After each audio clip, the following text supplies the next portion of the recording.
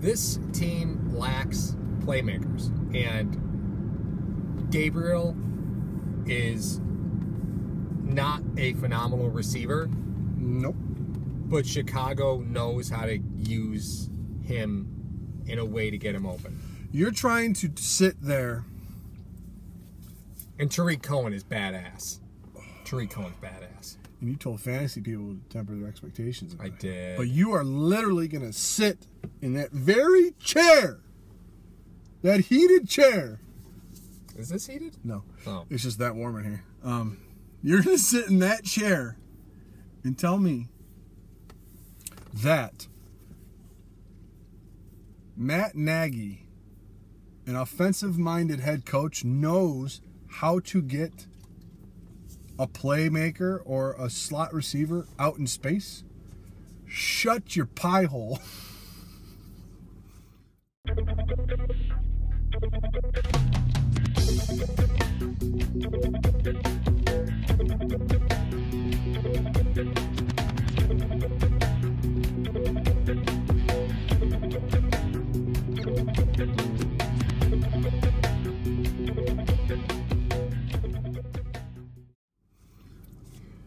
That's what he does.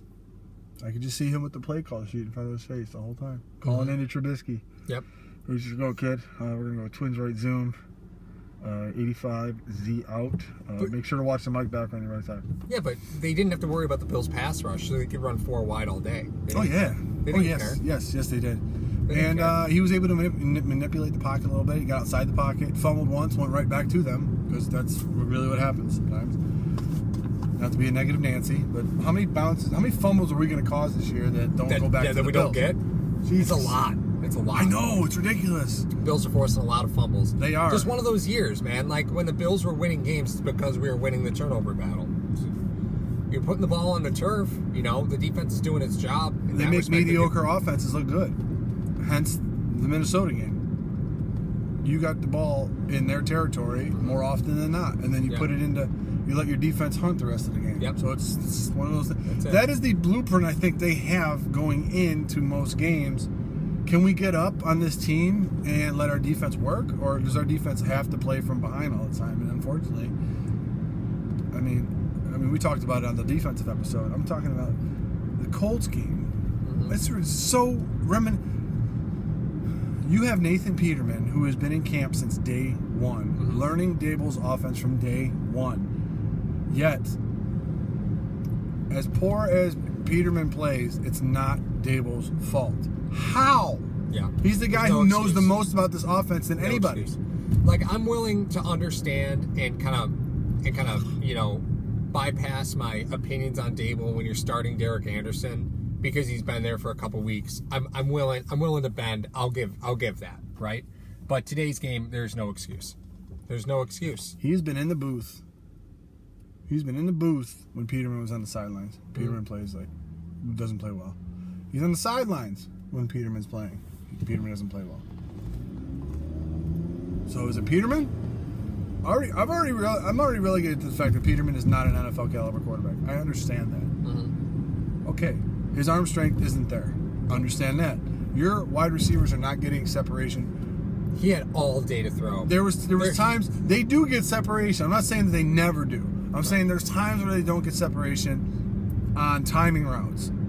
Okay? But, by the way, that's open in the NFL. Okay? You want to talk about windows to throw in? Nobody's going to be wide open.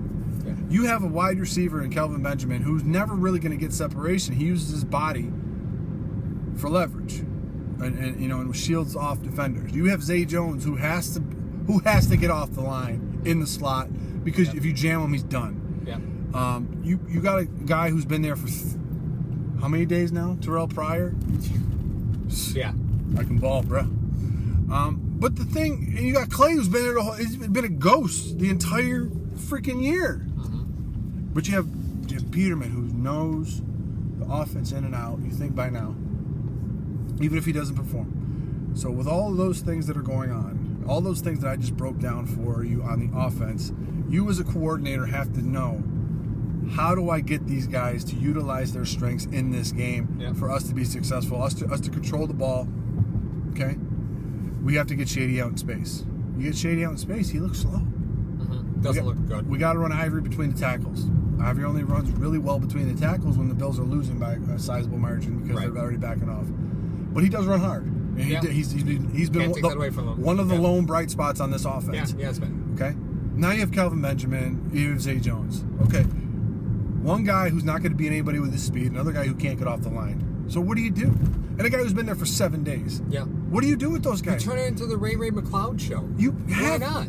You have to have some gadget plays built in, not just in the first series of the game against a New England team. You have to try to build some things to keep the defense off balance of what you're doing, number one. Number two, you have to try to design plays to fit their strengths. For the love of God, put them in a bunch formation once or twice or 17 times in a row. I don't care. It helps you.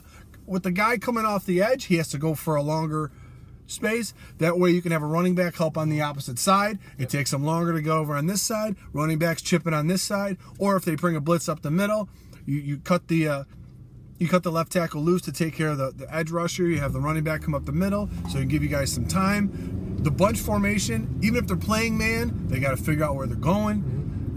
It just seems so simple. Why are you making it so difficult on yourself? Bunch also allows you to go heavy on the outside. You can put you can put 2 tight ends out there. But 3 if you want. You got 3. Exactly. That's what I mean. You can go heavy on the outside if you're looking to try and get that outside gap, seal.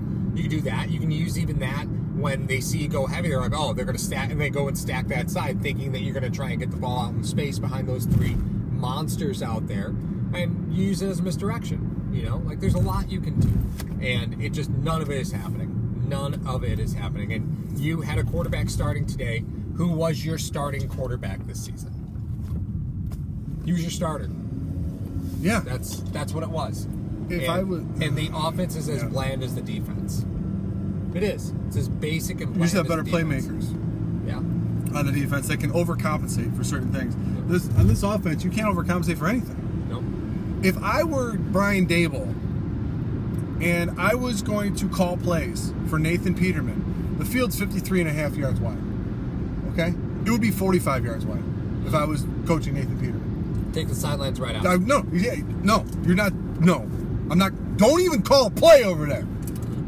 You can't pull me out. I'm the only quarterback you have. If you throw a play over there, I will call a running play the rest of the freaking game. And it's just, why does he always throw outs? Peterman was making a lot of checks today too, changing routes, and that's something that Allen doesn't have the ability to do, and Anderson really shouldn't be doing.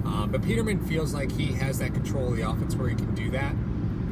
And Nathan Peterman is changing Dable's plays. What does that say about Dable's plays? Yeah. Yep.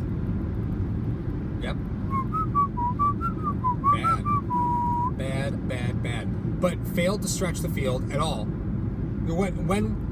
When? Like, Peterman had lots of time today.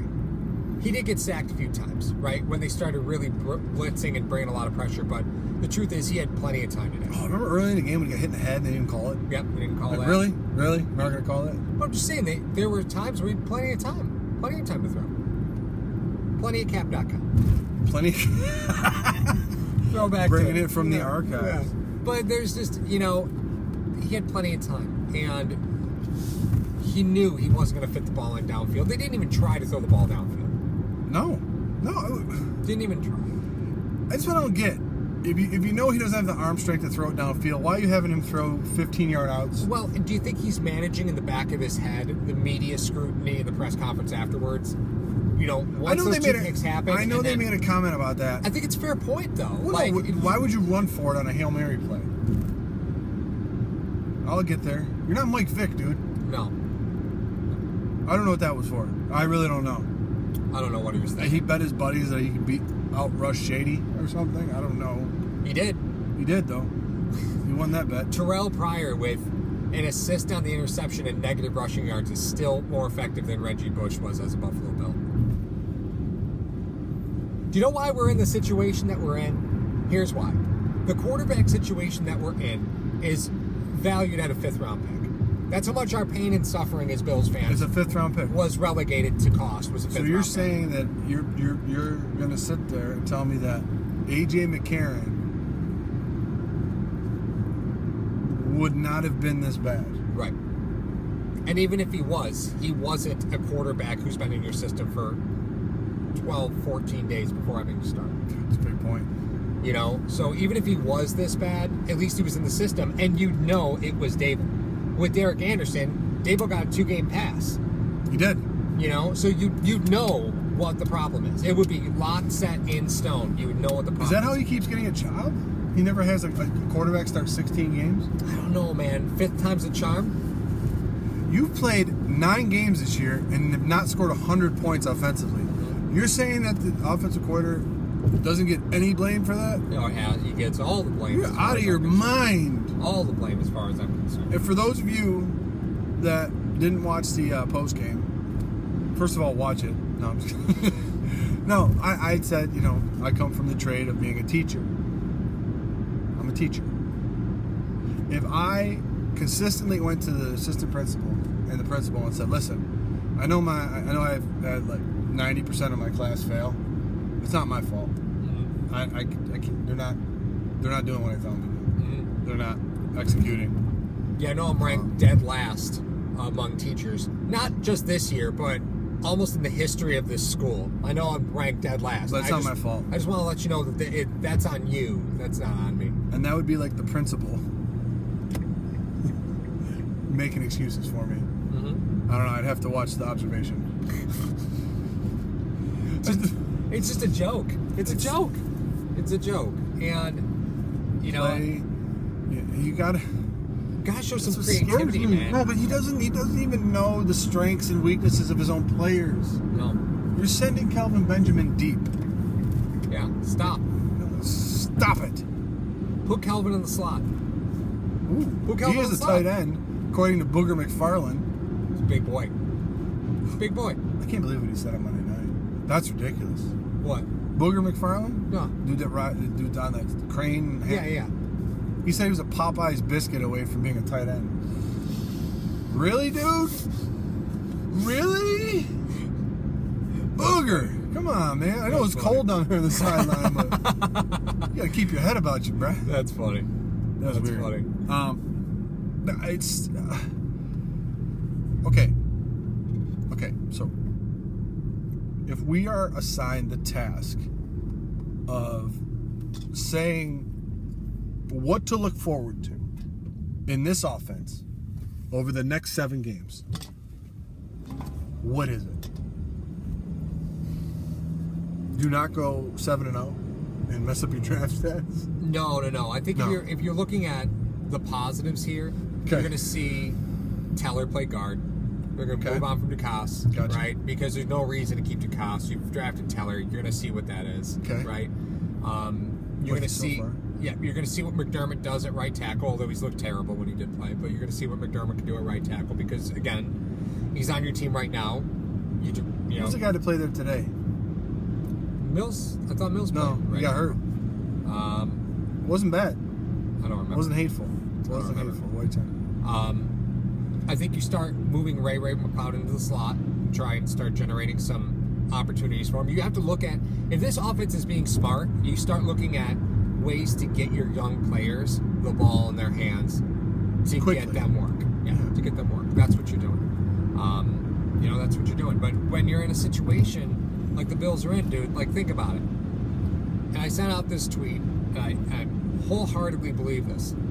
The Bills signed a quarterback this week who's on his 6th team in 6 years, who's already placed on IR this year, to replace a quarterback who's fishing 2 weeks before he started, to replace a quarterback who couldn't finish a game that he started, to replace a quarterback who only started because of the quarterback who couldn't finish games. That's where we are. You signed Matt Barkley to replace Derek Anderson, to replace Nate Peterman, to replace Josh Allen. Who's on first?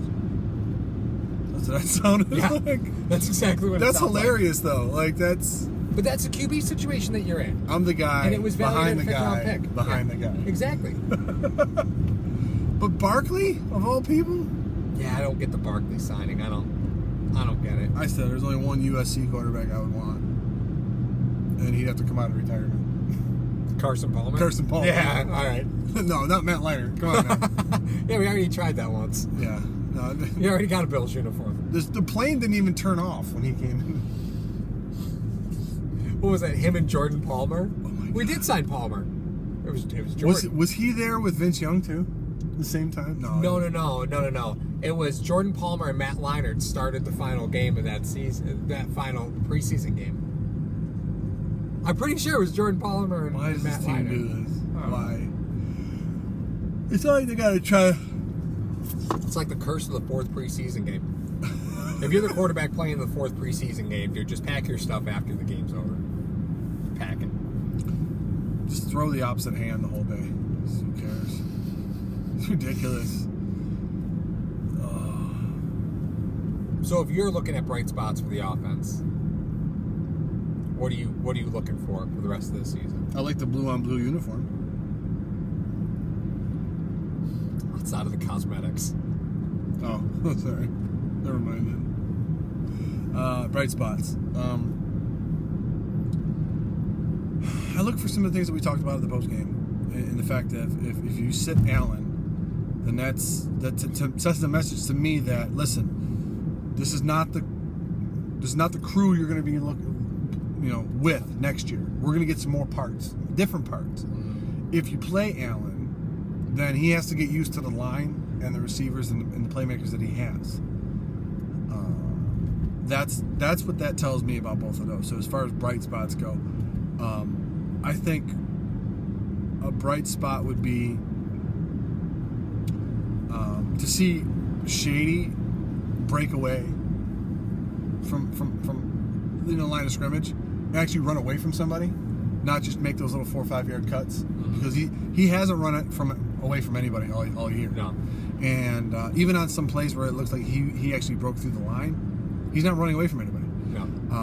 I think you need to see 1 or 2 of those plays just to try to up his trade value. Then again, he's going to be going into 31. He's going to be 31 next year. I know Beans said that he's a part of their long-term plans. I don't see how or why he would be. Yeah. He's an expensive piece that's rushed 11 times for 13 yards.